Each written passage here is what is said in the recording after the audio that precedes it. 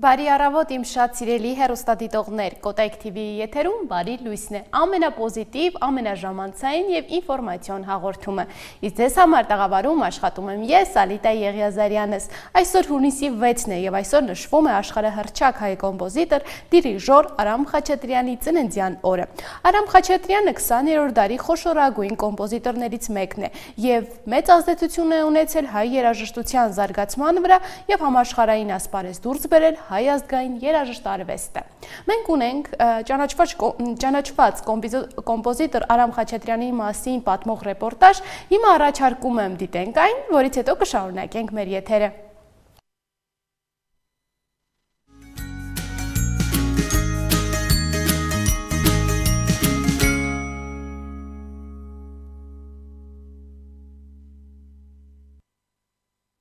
Այսօր մենք շրջում ենք հայ երաժշտության պատմության ամենապայծառ էջը, կանգ առնելով այն անունի առաջ, որը ոչ միայն մեծ ազդեցություն է թողել հայ երաժշտության զարգացման վրա, այլ դարձել է համաշխարհային մշակութային գանձարանի մաս, համաշխարհային ասպարեզ դուրս բերելով հայ ազգային երաժշտարվեստը։ Կոմպոզիտոր Արամ Խաչատրյանը ծնվել է 1903 թվականի հունիսի 6-ին Թիֆլիսում։ Մանկությունը և պատանեկությունը անցկացրել է ցարական Թիֆլիսում, Կովկասի մշակութային բազմազգ մայրաքաղաքում, ապա 1921 թվականին տեղափոխվել է Մոսկվա։ Չունենալով տարրական երաժշտական գիտելիքներ, ընդունվել է Գենեսինի պետական երաժշտական ինստիտուտ, թավջութակի բաժին։ Առաջին մեծ գործը եղել է դաշնամուրի կոնցերտը։ Ժամանակակիցների խոսքով Խաչատրյանի ոճը բնութագրվում է գունեղ հարմոնիաներով, թովիչ ռիթմերով, իմպրովիզացիաներով և զգացական մեղեդիներով։ Արամ Խաչատրյանը 20-րդ դարի ամենաճանաչված հայ կոմպոզիտորն է, ինչպես նաև հայկական առաջին բալետի, սիմֆոնիայի, կոնցերտի և ֆիլմի երաժշտության հեղինակը։ 1950 թվականին Խաչատրյանը սկսում է իր դիրիժորական գործունեությունը, դասավանդելով նաև կոմպոզիտորական արվեստ։ Համալսարանում պրոֆեսոր աշխատելու տարիներին Խաչատրյանը իր ուսանողների մոտ ընդգծում է ժողովրդական երաժշտության դերը և սերմանում այն գաղափարը, որ կոմպոզիտորները պետք է կատարելագործեն իրենց ազգային երաժշտական ժառանգությունը։ 1950 թվականին Արամ Խաչատրյանը սկսում է աշխատել իր վերջին բալետի Սպարտակի վրա, որը ստացավ միջազգային ճանաչում։ Սպարտակ բալետի հաջողություններից հետո կոմպոզիտորը կյանքի մնացյալ տարիներին ավելի քիչ էր նվիրում երաժշտություն գրելուն և ավելի շատ զբաղվում էր ուսուցմամբ և կազմակերպչական աշխատանքներով։ Արամ Խաչատրյանի աշխատանքները ընդգրկում են բալետներ, սիմֆոնիաներ, ֆիլմի երաժշտություններ և այլն։ Երաժշտական քննադատ Էդվարդ Գրինֆիլդն այն կարծիքին էր, որ Խաչատրյանը նշանակալի կերպով փայլել է խորհրդային ժամանակակիցների շրջանում, ստեղծելով հստակորեն ճանաչելի ոճ, մի բան, որը իր նախորդներն ի վիճակի չեղան անելու։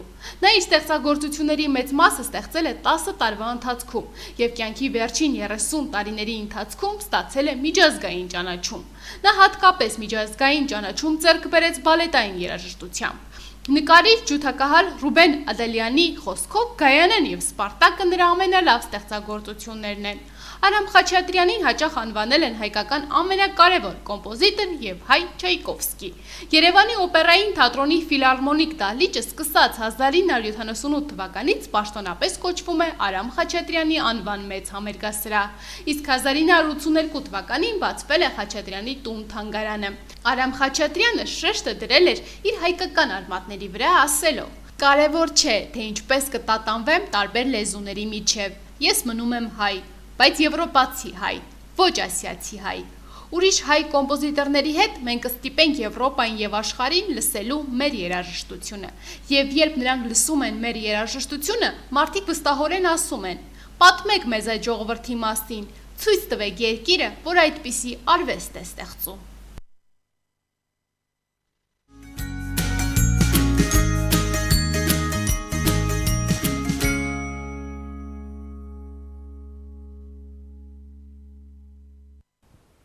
Մենք վերադարձանք սիրելի հեռուստադիտողներ, մեր հյուրը արդեն տաղավարում է, սիրով ներկայացնեմ նրան, այսօր մենք խոսելու ենք մեծերի և փոքրերի էնդոկրինոլոգ Իրինա Մուրադյանի հետ։ Բարև ձեզ։ Ողջույն, շատ շնորհակալություն հրավերի համար, շատ հաճելի է այստեղ գտնվել, որովհետև շատ հետաքրքիր թեմաներ ենք քննարկելու։ Այո, շատ բովանդակալի զրույց ենք ունենալու, բայց մինչև բուն զրույցին անցնելը որպես բժիշկ, ինչպես է սկսվում ձեր առավոտը։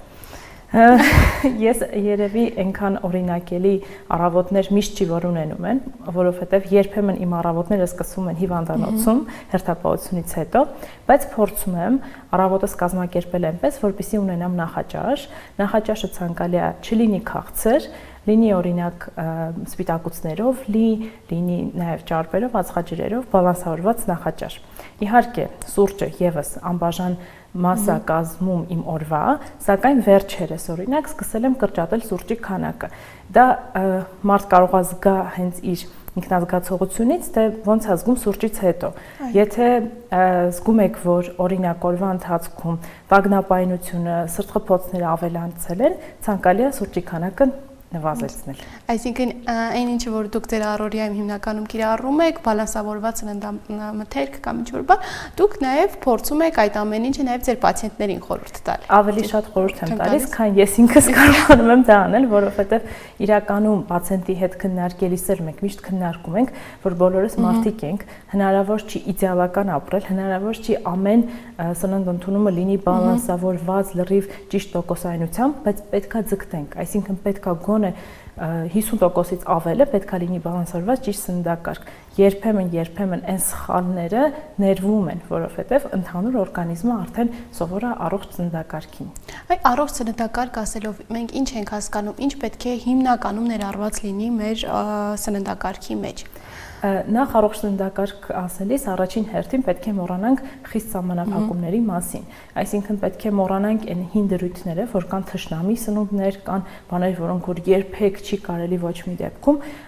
այլ ավելի շատ կենտրոնալ, թե ինչն է կարելի, ինչն է խրախուսելի, իսկ խրախուսելի է ու այն ինչ որ մեզ օգտակար է, դա բանջարեղենն է,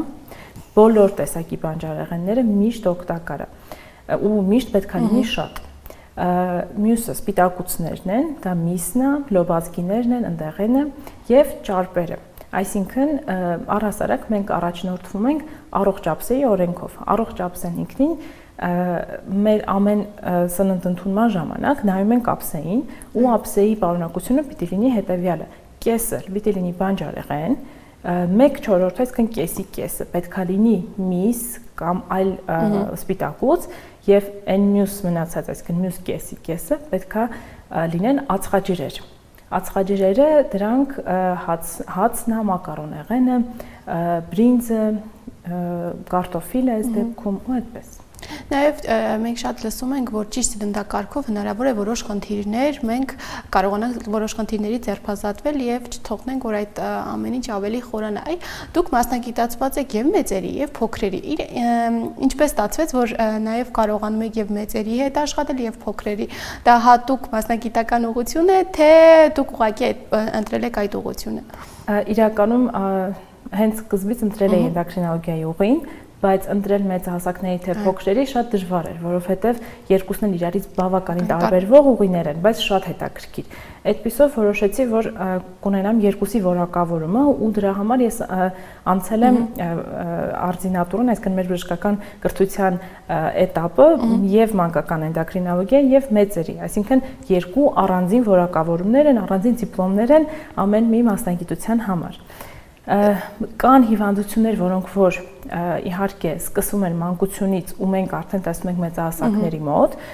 ու շատ ավելի ճիշտ է դրանք կանխել հենց մանկության շրջանում, օրինակ ճարպակալումը, հավելյալ քաշը եւ կան հիվանդություններ, որ ցավոք սրտի չենք կարող կանխարգելել, իրանք ուղղակի առաջանում են մանկության հասակում, որը մարդուն ուղեկցում է ամբողջ կյանքի ընթացքում։ Օրինակ կարող ենք բերել որոշ ինչ խնդիրներ են մանկությունից։ Օրինակ վահանաձև գեղձի խնդիրներից, աուտոիմուն թիրոիդիտը կամ եկեք վահանաձև գեղձի խնդիրներից հաճախ առաջանում է դեռահասության շրջանում ու դրանք հիվանդությունների մի մասը ուղեկցում են նաև կյանքի ամբողջ շրջանում։ Այսինքն, երբ որ օրինակ դեռահասը գալիս է բժշկի, արդեն իրեն դիմավորում է մանկական էնդոկրինոլոգը, բացատրում է ինչ խնդիր կա, երկի ծնողի ներկայությամբ եւ ծնողին, որովհետեւ մեր Հայաստանում օրենքը եւ առհասարակ օրենքը այնպես է, որ մինչեւ 18 տարեկան պատասխանատվությունը կրում է երեխայի համար ծնողը ու բոլոր որոշումները բժշկական տեսանկյունից կայացնում է ծնողը։ Այսինքն բացատրել է պետք է եւ պացիենտին դեռահասին այս դեպքում եւ ծնողին։ Իսկ այն հիվանդությունները, որոնք որ առաջանում են հենց փոքր տարիքի հասակում, մենք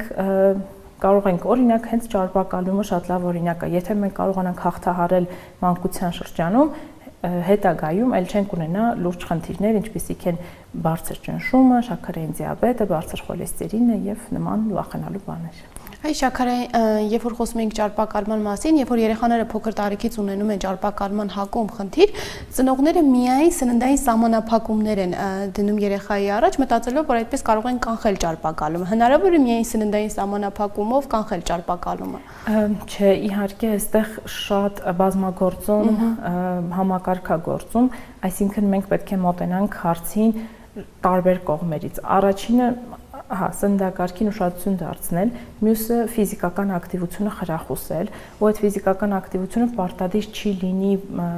խիստ շաբաթը 6 օր խմբակի գնալը, սպորտով տենց խիստ զբաղվելը, կարա լինի երեխային խրախուսել տան գործերը անել, դուրս գալ խաղալ, ակտիվություն, տանն էլ կարող եք կազմակերպել, այսինքն կան տարբեր հանգամանքներ, որ մենք լսում ենք մեր պացիենտներից կամ ծնողներից, որ վայ չի ստացվում դասերունից, ժամանակ չունի, ինչ որ չափով նաև եթե մարզում կամ որոշակի գյուղային համայնքում գուցե չլինի խմբակ, որ երեխան կարողանա հաճախի։ Մենք ասում ենք, որ դա արդարացում չի, մենք կարող ենք ֆիզիկական ակտիվությունը ստեղծել 0-ից տանը բակում։ Մյուս շատ մեծ գործոնը, որը շատ հաճախ անտեսվում է, դա հոգեբանական գործոնն է, որ ինչքան էլ փորձում են երեխային լավով տանել դեպի առողջ քաշ, դեպի նիհարել, շատ հաճախ մենք լսում ենք շատ պիտակավորող արտահայտություններ, որոնք որ ոչ մի կերպ չեն օգնում հարցին։ Անկամ եթե իրենք ուզում են դա լավի համար են ասում, բայց չէ, նախ դպրոցում կարող է երեխաների կամ ուսուցիչների կողմից երեխան ենթարկվի բուլինգի, ծաղրանքի կամ տանը, օրինակ երբ որ ասում են դե նիհարի, որ տեսքդ ավելի լավ լինի, դա արդեն իսկ մեծ խորը տրավմա է լինելու երեխայի համար, այսինքն իրան կսիրեն, եթե ինքը նիհարի, բայց մենք պետք է ասենք, չէ, դու արդեն լավն ես, դու շատ լավն ես, բայց մենք ուզում ենք, որ դու առողջ լինես, նաև օրինակ ծառայել, ասել, տես ես օրինակ բանջարեղենը շատ եմ ուտում, արի իմ հետ կեր, եւ մյուս բանը, որ շատ կարևոր է երեխային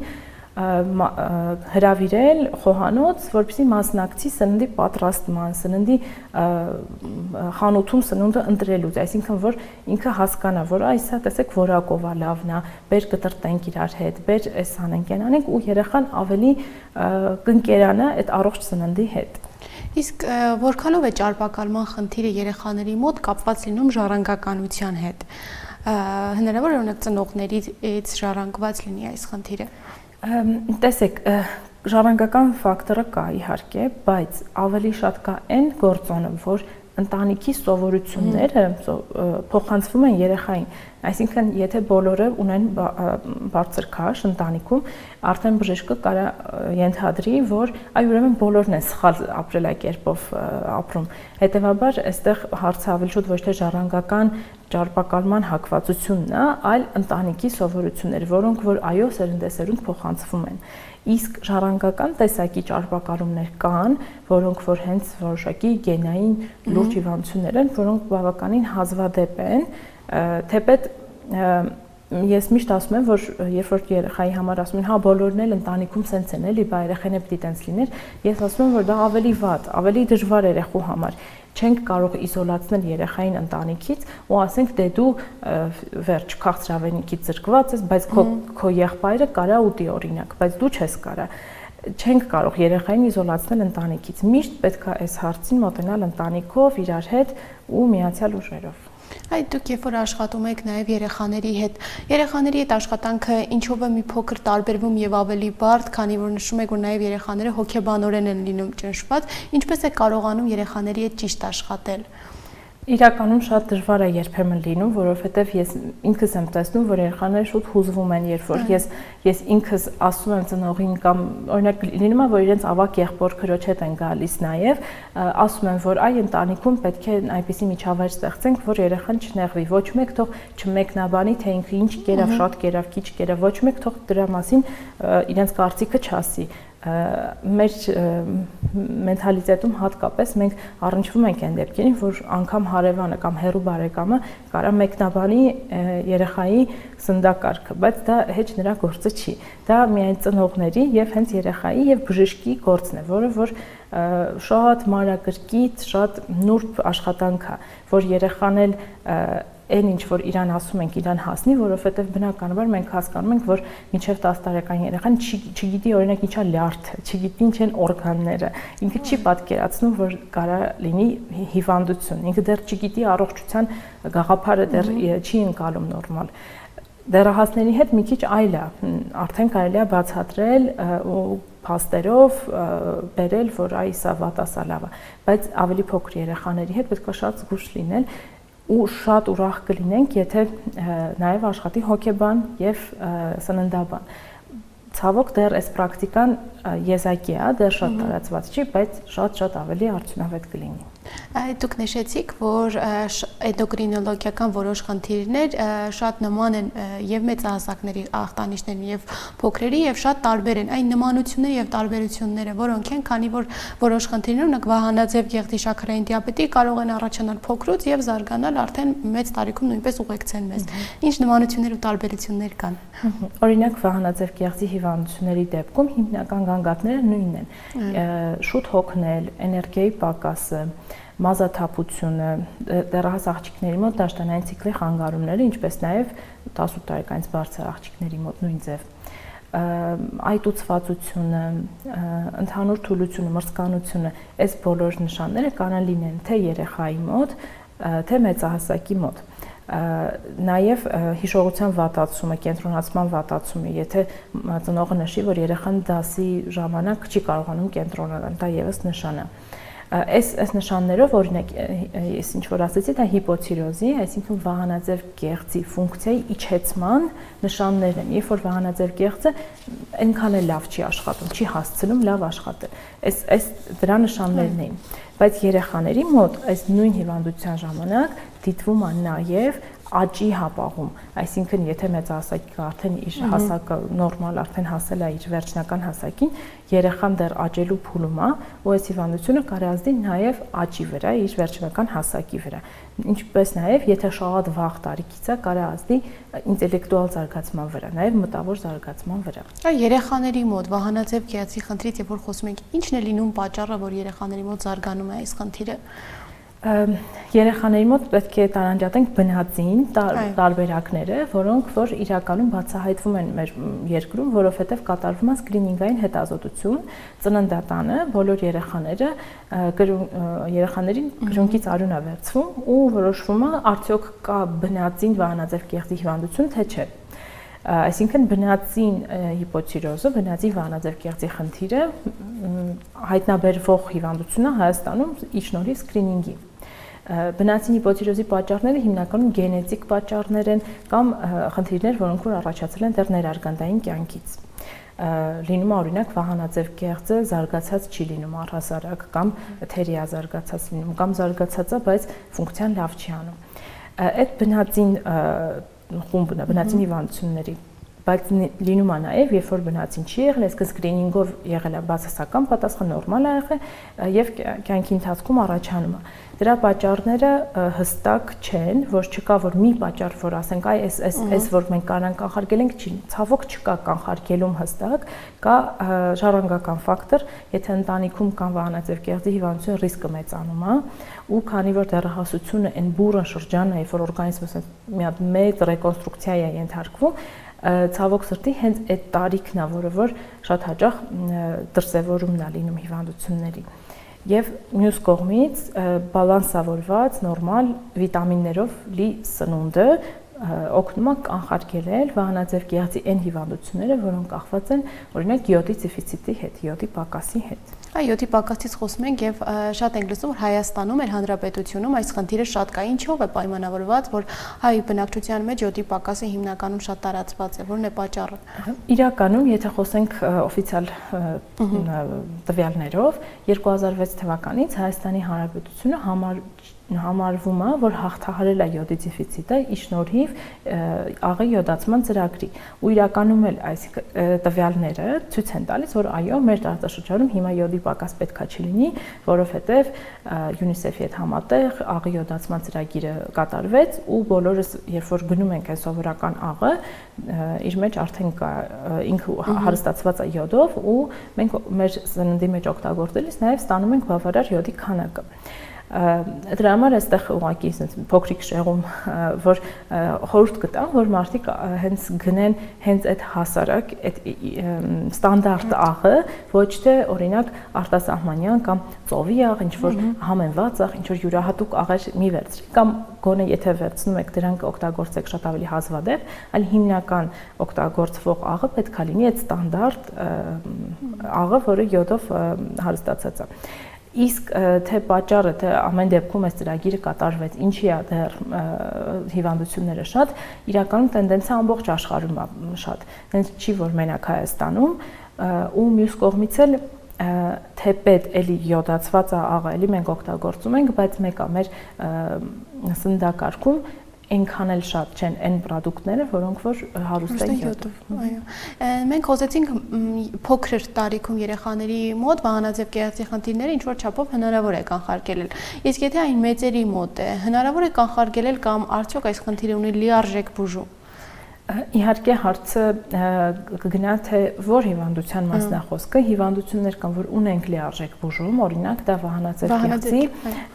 հենց վահանաձև կեղծի օրինակ բորբոքային հիվանդություններից լինում են, որ մենք այո կարող ենք ինտենսիվ բուժում նշանակել եւ եթե պացիենտը շատ պարտաճանաչ կատարի բուժումը լրիվ կանցնի, բայց այն մեծ տոկոսը, որ մենք գիտենք, լսում ենք, որ ունեն մարդիկ վահանաձև կեղծի խնդիրներ, ցավոք սրտի իրանք ունեն այնպիսի առաջանալու մեխանիզմ, որ դրանց դեմ պայքարել լրիվ վերացնել չենք կարող։ Օրինակ դա աուտոիմուն հիվանդություններն են, աուտոիմուն հիվանդությունների մի հատ տեսակ է առանձին, որը որ ոչ միայն վահանաձև կեղծի հետ է կապված, այլ կարող է լինել տարբեր օրգանների հետ կապված։ Այդ խումբը որը այն հիվանդություններն են, որի ժամանակ մեր սեփական օրգանիզմը պայքարում է մեր սեփական օրգանների դեմ ու կոչվում է աուտոիմուն։ Այս մեխանիզմի դեմ պայքարելու մեթոդները դեռ հստակ չգիտենք, բայց հիմա պացիենտին ինչպես պետք է օգնենք։ Եթե խաթարված է հորմոնային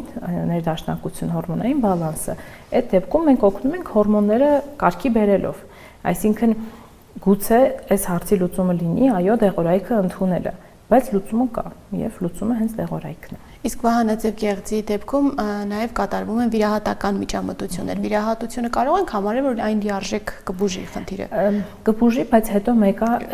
դեղորայքը պետքա խմել, այսինքն վահանաձև կեղծը համարվում է ամենակարևոր կեղծերից մեկը մեր, ամենա, այդպես էլ կոչվում են կեղծերի թագուհի, որովհետև իր արտադրած հորմոնները մասնակցում են բոլոր նյութափոխանակային գործընթացներին։ Օրինակ կարգավորում են մեր տրամադրությունը, նյարդային համակարգը, սրտի աշխատանքը, աղիների աշխատանքը, դաշտանային ցիկլը, վերարտադրողական առողջությունը, այսինքն իրենք գնում են, իրենց գործը ամեն տեղ անում են։ Եթե վահանաձև կեղծը ինչ-ինչ պատճառներով հեռացվում է, օրինակ չարորակ գոյացություն կամ օրինակ տոքսիկ զոբը, թունավոր զոբ, որ ասում են ժողովրդի մեջ, այդ հիվանդության պատճառով եթե հեռացնում են, մարդը մնում է առանց իր այդ ամենակարևոր կեղծի ու դրա լուծումն էլ կա, այո, բարեբախտաբար դրա լուծումը կա, որ մարդ պետք է ստանա այդ դեղորայքը։ Ստանա ամբողջ կյանքում այդ դեղորայքը նրան պետք է ուղեկցի։ Անպայման, եթե հեռացված է, միանշանակ։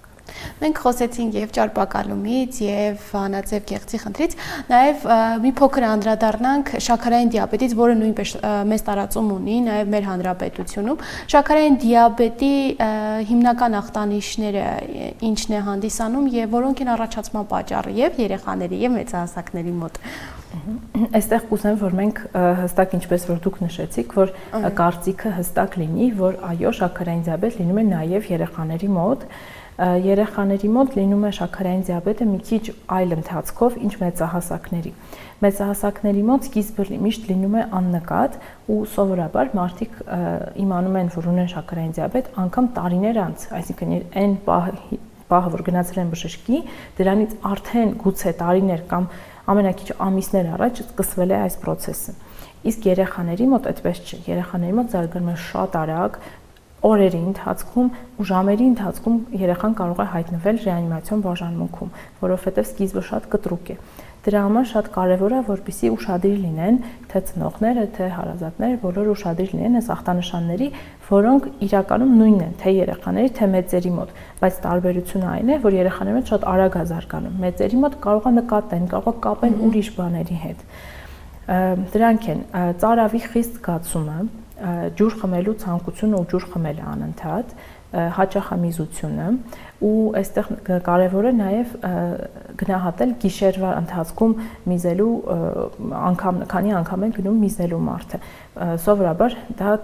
տարբերությունը զգացում է, օրինակ մի տարի առաջ այդպես չէր, հիմա սկսել է այդպես լինել, որ օրը 2, գիշերվա ընթացքում 2, 3, մինչև 4-5 անգամ գնում են միզելու։ Մյուսը թուլություն, հոգնածություն, էներգիայի անվերջ պակաս, կարող է լինել քաղցի զգացողությունը, որ ինչքան էլ որ ուտեն, մեկը քաղցածությունը զգան։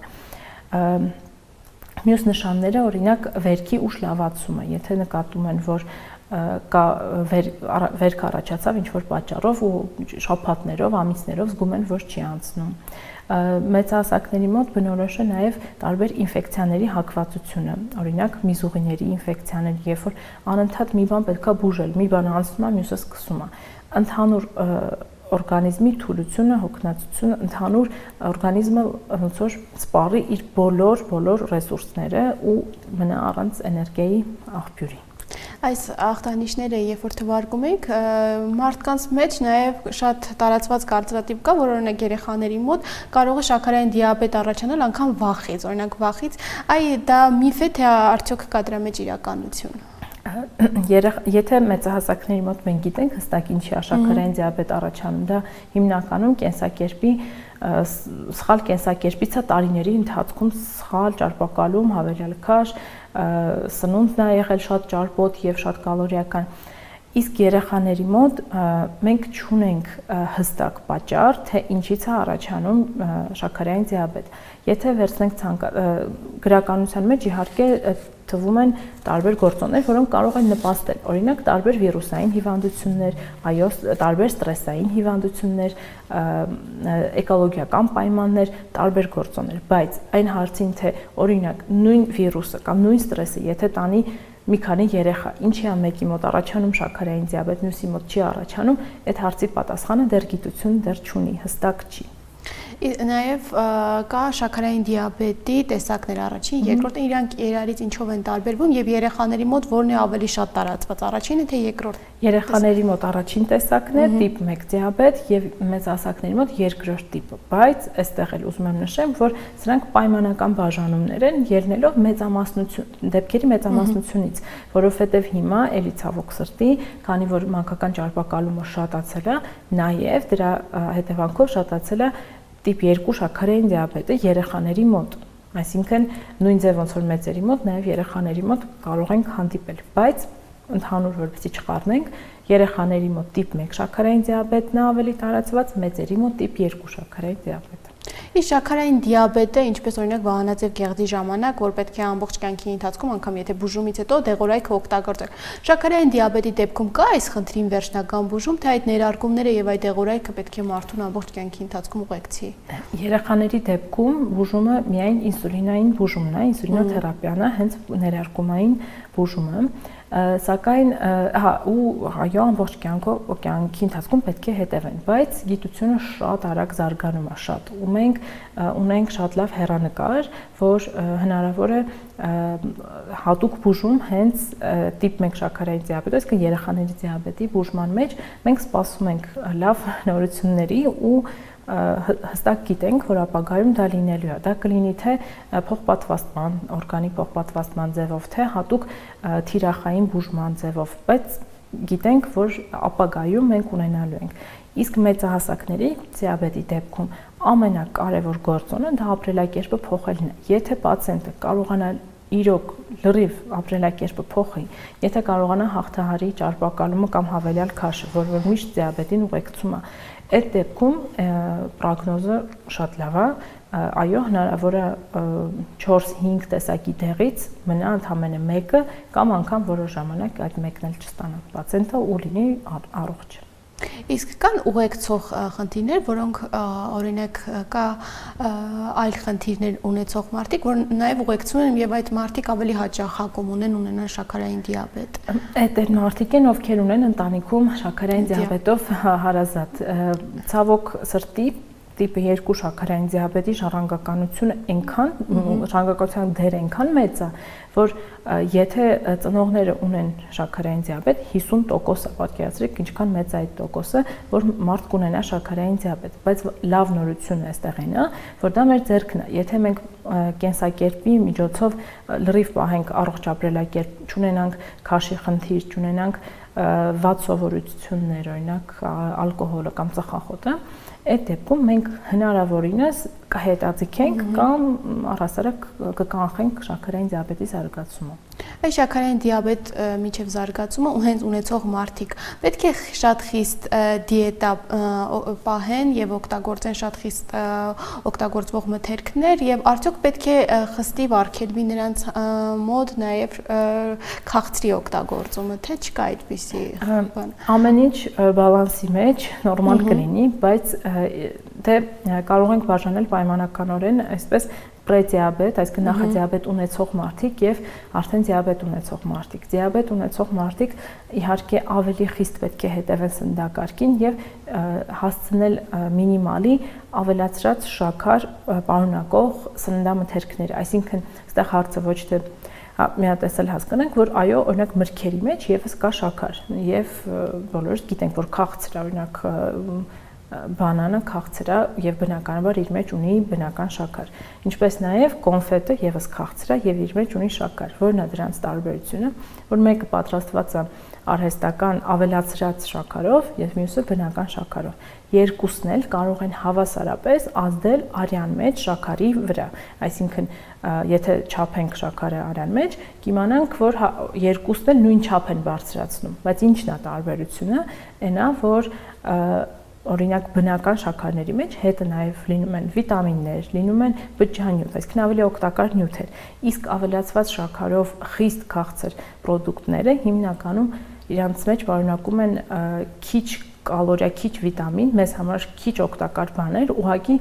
գները քիչ կալորիա, շատ կալորիա, քիչ օգտակար բան, այսինքն դատարկ կալորիաներ ենք մենք ստանում, այն շատ քաղցր, շատ վերամշակված ինչ-որ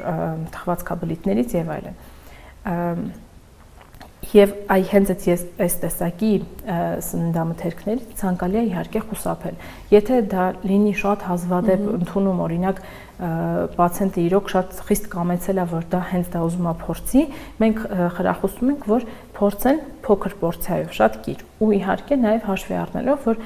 օրվա ընթացքում չչարաշահեն մյուս ածխաջրերի քանակը։ Իսկ նախադիաբետիկ փուլում, երբ որ դեռ շաքարային դիաբետ չկա, ելի մենք առաջնորդվում ենք բալանսավորված ամեն ինչից ճիշտ քանակների օրենքով։ Նաև դուք նշեցիք շաքարի չափման ժամանակ, այ մարդու օրգանիզմում շաքարի նորմալ քանակը որքան պետք է լինի։ Լրիվ նորմայում քաղցած ժամանակ պետք է լինի մինչև 5-6 միլիմոլ լիտր արյան մեջ գլյուկոզը։ Իսկ երբ որ խոսում ենք շաքարային դիաբետի եւ վահանաձև կեղծի խնդիրների մասին, երբ որ այս խնդիրները ուշ են նկատվում կամ ճիշտ լուծում չի տրվում, ինչ հետագա խնդիրներ կարող է առաջացնել։ Իրականում շաքարային դիաբետը շատ դանդաղ, բայց իր վատ գործը անում է անոթների վրա եւ նյարդերի վրա, նյարդաթելերի վրա։ Մարդ կարող է զգալ ոտքերի թմրացություն, ընդհանուր մինչև ոտքերի շրջանում կամ նաև ձեռքի, այսինքն վերջույթների շրջանում ցավը չզգա, որը կարող է բերել օրինակ քայլի ինչ-որ մի ծակող մի բանի վրա ու առաջանան վերքեր, հետո վերքերը չեն լավանա, հետո դրանք կառաջացնեն խորը խոցեր ու արդեն մաշկի եւ առհասարակ վերքերի լավանալը կդառնա մեծ խնդիր։ Կարող է զարգանալ զարկերակային գերճնշում, այսինքն բարձր ճնշում, կամ եթե արդեն կար զարկերակային գերճնշումը, հետո դիաբետը միացավ, իրենք իրար վատթարացնող գործոններ են, իրանք իրար խանգարող գործոններ են, որը մեկը մյուսին ավելի է վատացնում։ Բարձր խոլեստերին կարող ենք ունենալ, որը էլի բերելու է անոթների վնասման, տեսողության վատացում, երիկամների ֆունկցիայի իջեցում, այսինքն երիկամները չեն կարողանալու իրենց ֆունկցիան լավ կատարել, դրա պատճառով էլի ճնշումը կբարձրանա, ընդհանուր օրգանիզմը թուլություն կլինի ու ի վերջո մենք ցավոք սրտի կունենանք բոլոր օրգանների վնասում։ Այսինքն շաքարային դիաբետի ամենավատ պահը այն է, որ ինքը ազդում է բոլոր օրգանների վրա, իհարկե լինում է, որ հերթականությամբ դա սկսվում, որովհետև կան հատուկ մեխանիզմներ, թե ոնց է վնասում, բայց ի վերջո չհսկված շաքարային դիաբետը բերում է բոլոր օրգանների վնասման։ Իսկ որպես էնդոկրինոլոգ ինչ եք նկատում վերջին տարիներին այս խնդիրները վահանաձև կեղծ եւ շաքարային դիաբետի էլ ավելի է մեծացել քանակը, թե ավելի պակասել է։ Մեծացել է շատ խիստ ձևով, այսինքն դրա մասին են խոսում հենց համաշխարհային ստատիստիկաները։ Կարող ենք ասել, որ նախ ասեմ, որ 2 միլիարդ մարդ ունի հավելյալ քաշ 2022 թվականի ԱՀԿ-ի տվյալներով 2 միլիարդ, դա շատ է, այսինքն դա իհարկե արդեն ճարպակալումից եւ հավելյալ քաշից եկող բոլոր խնդիրները ավելանում են, շատանում են։ Շաքարային դիաբետի տվյալները եւս կարող եմ ասել, որ տարեց տարի եւ եթե նայում ենք 10 տասնամյակների մեջ շատ անգամներ մեծանում են։ Օրինակ դեռահասների շրջանում քաշի խնդիրը 1990-ականներից մինչև հիմա քառապատկվել է, այսինքն այսպիսի արագ պրոգրեսիվ հիվանդություն երևի դեռ չի եղել, որ այսքան մեծ լինեն տարբերությունները։ Կոնկրետ վահանաձև կեղծի խնդիրները եւս շատացել են, իհարկե, բայց ոչ այն մեծ քայլերով, ոնց որ ճարպակալումը եւ շաքարային դիաբետը։ Եվ մեր զրույցը ամփոփելով, ես կցանկանայի, որ խորհուրդ տայք եւ երեխաներին, նրանց ծնողներին եւ նաեւ մեծահասակներին այս խնդիրներից խուսափելու համար ինչ կարեւոր քայլեր կարող են իրենք անել։ Իրականում տխուր բաներից խոսեցինք, բայց դրական նոտայով ավարտելու համար պետք է հիշենք, որ առողջ ապրելակերպը դա փոքրիկ քայլերն են ու անպայման չի քնել, զարթնել ու որոշել, որ ամբողջ կյանքը մի օրում փոխում ենք։ Մենք դա կարող ենք փոխել քայլ առ քայլ, օրինակ ավելացնելով հենց քայլերի քանակը, ավելացնելով մեր ֆիզիկական ակտիվությունը, քիչ, օրինակ եթե իսպորտ բացակայում է ֆիզիկական ակտիվությունը դարձնել 10-15 րոպե, հետո արդեն կավելացնենք մինչև կհասնենք օրական 60 րոպե։ Մյուսը, ուտել շատ բանջարեղեն, շատ, ինչքան հնարավոր է։ Կարելի է ուղղակի սեղանին կտրտած դնել եւ մեծահասակները եւ երեխաները անցնեն, դառնան ու վերցնեն մի բանջարեղեն այդ պահին ուտեն, որովհետեւ կստանան բազմաթիվ վիտամիններ եւ բջջանյութ։ Եվ մյուս երրորդ խորհուրդս կլինի այն, որ շատ ավելի անեք այն բաներ, որոնք որ ձեզ դրական էմոցիաներ են տալիս, շփվել ընկերների հետ, հարազատների հետ, ընտանիքի անդամների հետ, որակել ժամանակ անցկացնել, որովհետև երբ որ մարդ հոգեպես առողջ է, մարմինը եւս առողջանում է ավելի հեշտ ու ավելի ճիշտ ընթացքով։ Շնորհակալ եմ շատ Իրինա ջան, հետաքրքիր բովանդակալի զրույցի համար եւ հուսով եմ, որ մեր զրույցը ինչ որ չափով նաեւ օգտակար կլինի հեռուստադիտողներին։ Ես էլ եմ շատ շնորհակալ եւ իրոք շատ ծավալուն թեմա է, բայց այսօր փորձեցինք ամենակարևորները քննարկել։ Սիրելի հեռուստադիտողներ, հիշեցնեմ, որ այսօր զրուցակից սեզմետերի եւ փոքրերի էնդոկրինոլոգ Իրինա Մուրադյանն էր, իսկ այս պահին ես առաջարկում եմ դիտենք Արամ Խաչատրյանի ստեղծագործություններից մեկը դաշնակահար Հայկ Մելիքյանի կատարմամբ։ Դիտենք եւ շարունակենք եթերը։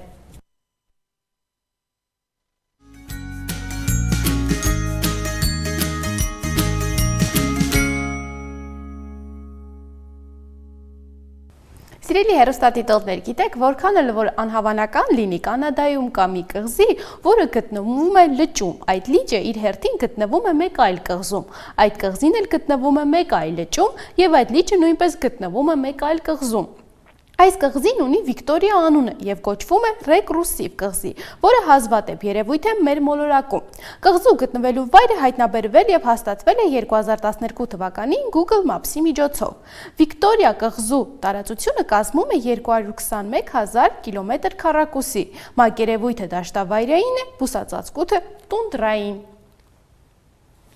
Իսկ հիմա, սիրելի հեռուստադիտողներ, հերթը օգտակար խորհուրդներինն է եւ այսօր միասին խոսելու ենք մագնեզիումի մասին։ Մագնեզիումն օրգանիզմի համար ամենակարևոր հանքանյութերից մեկն է, որի դեֆիցիտը կարող է առողջական մի շարք խնդիրներ առաջացնել։ Այս տարը նպաստում է սրտամկանի առողջության պահպանմանը, ինչպես նաեւ մասնակցում է բարձր տրամադրության համար պատասխանատու սերոտոնինի եւ դոֆամինի արտադրությանը։ Ուստի առողջական լուրջ խնդիրներից խուսափելու համար հարկավոր է առաջին հերթին ժամանակին հայտնաբերել այս տարի պակասի մասին հուշող ախտանիշները եւ օրգանիզմը լրացնել մագնեզիում պարունակող մթերքներով։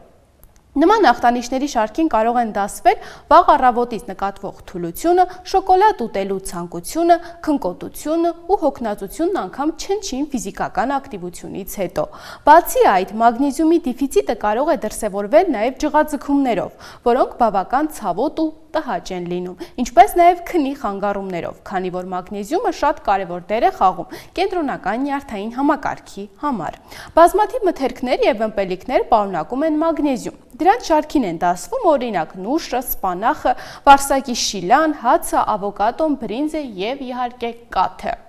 Սիրելի հեռուստադիտողներ, այսօրվա համար մենք նախատեսել էինք այսքանը։ Շնորհակալ եմ, որ հետևում եք մեզ եւ մեր զրույցը էնդոկրինոլոգի հետ։ Հուսով եմ, որ ինչ-որ չափով օգտակար եղավ ձեր եւ նաեւ ձեր երեխաների համար։ Ձեզ հրաժեշտ եմ տալիս այսօր, եղեք բարյավ, իսկ մենք արդեն կհանդիպենք երկուշաբթի։